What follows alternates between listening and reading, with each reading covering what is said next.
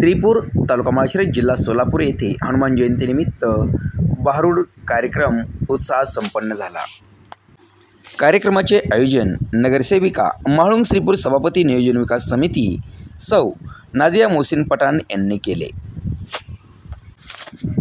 कार्यक्रम सक्सेस होण्यासाठी शिवछत्रपती तरुण मंडळ शिवाजीनगर सेक्शन 9 यांनी परिश्रम घेतले। भारूड समाजभूषण भारूड सम्राट हरिभक्त श्री ब्रह्मदेव आगतराव केंगार महाराज कन्हेरकर यांचा भारूड कार्यक्रम उत्साहात संपन्न झाला।